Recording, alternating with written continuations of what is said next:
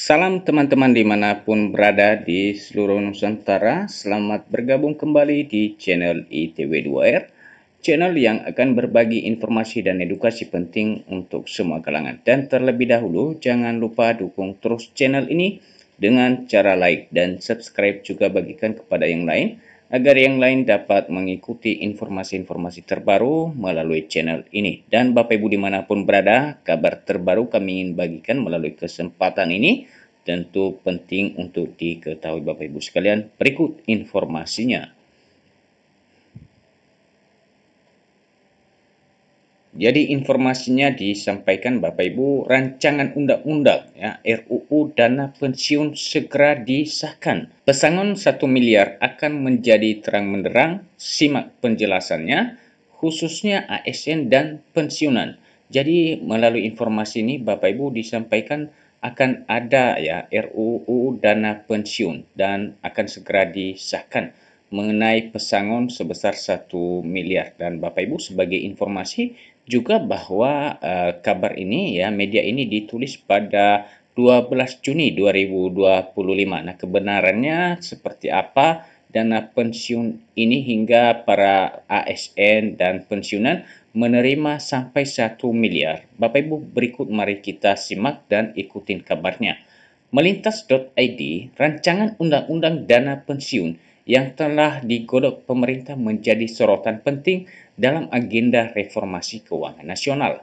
Selama ini, sistem pengelolaan dana pensiun di Indonesia masih dianggap belum optimal. Bahkan kontribusinya terhadap industri keuangan nasional sangat kecil.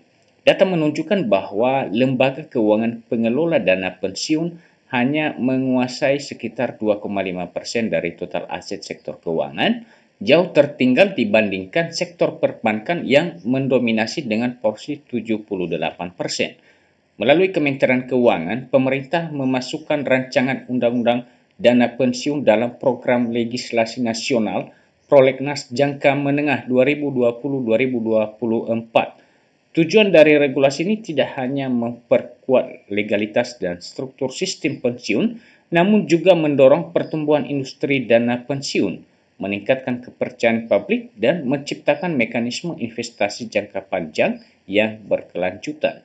Kementerian Keuangan melalui Badan Kebijakan Fiskal dan Unit Sekretariat Jenderal menjadi motor utama dalam pembentukan payung hukum baru ini.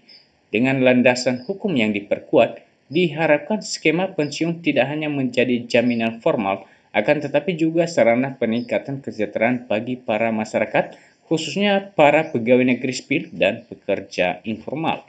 Salah satu kendala utama sistem pensiun ini saat ini adalah rendahnya manfaat yang diterima ketika seseorang memasuki masa pensiun. Rata-rata pensiunan hanya memperoleh sekitar 18% dari penghasilan yang diterima semasa aktif bekerja. Hal ini tentu tidak mencukupi kebutuhan hidup di masa tua, karena itu lembaga keuangan pengelola dana pensiun menawarkan sejumlah program dan inovasi yang dapat menjadi solusi seperti skema top up dana pensiun dan tabungan hari tua fleksibel. Sebagai contoh, lembaga pengelola dana pensiun dan anak perusahaannya menghadirkan layanan online untuk memudahkan proses klaim pensiun, bahkan bisa dilakukan dari rumah dalam waktu singkat. Tak hanya itu, ditawarkan pula program tambahan manfaat pensiun melalui tabungan hari tua dengan sistem top up yang memungkinkan pensiunan menerima dana lebih besar dari standar yang ditetapkan. Terdapat pula program perlindungan tambahan seperti asuransi kecelakaan bagi ASN dengan premi sangat ringan, hanya 5 juta per bulan, namun memberikan manfaat hingga 60 juta jika terjadi kecelakaan di luar jam dinas. Produk ini melengkapi jaminan kecelakaan kerja yang hanya berlaku saat dinas. Di sisi lain, upaya pengelola dana pensiun juga diarahkan pada pemberdayaan pensiunan agar tetap produktif. Bank yang menjadi anak usaha dari lembaga pengelola dana pensiun dan bank milik negara menghadirkan program seperti Smart Tabungan dan Warung Mantap Sejahtera. Smart Tabungan merupakan program fleksibel yang memungkinkan peserta memilih bentuk manfaat seperti logam mulia, barang elektronik atau dana tunai sesuai besaran simpanan dan periode waktu. Sementara itu, warung mantap sejahtera menjadi solusi konkret bagi para pensiunan untuk membuka usaha retail kecil di rumah, memanfaatkan garasi atau halaman. Program ini menyediakan berbagai paket investasi mulai dari 50 juta hingga 250 juta rupiah dengan potensi penghasilan tambahan bulanan yang signifikan. Hal ini bukan hanya meningkatkan kesejahteraan pensiunan, tetapi juga mendorong pertumbuhan ekonomi mikro. Namun, semua inovasi ini akan lebih kuat jika memiliki payung hukum yang jelas. Di sanalah urgensi rancangan undang-undang dana pensiun menjadi krusial. Dengan regulasi yang lebih modern dan adaptif terhadap perubahan demografis serta kondisi sosial ekonomi, partisipasi masyarakat dalam skema dana pensiun, termasuk pekerja informal, diharapkan meningkat. Sebagai gambaran, pekerja informal dengan mendapat 5 juta per bulan bisa ikut berkontribusi hanya dengan iuran sekitar 150.000 atau 3% per bulan. Rancangan Undang-Undang Dana Pensiun juga membuka peluang pembentukan skema pensiun yang lebih inklusif, adaptif, dan berorientasi jangka panjang.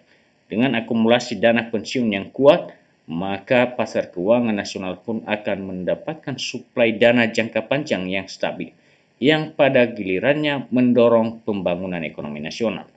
Indonesia perlu mencontoh negara-negara Asia lainnya yang telah lebih dulu menempatkan dana pensiun sebagai komponen strategis dalam pembangunan keuangan nasional. Ketertinggalan Indonesia di sektor ini tidak bisa dibiarkan berlarut-larut. RUU Dana Pensiun adalah langkah penting menuju sistem perlindungan sosial yang tangguh dan berdaya saing. Dan Bapak Ibu, itulah informasi yang dapat kami bagikan untuk Bapak Ibu para pensiunan PNS dimanapun berada. Dan sampai ketemu kembali. Salam.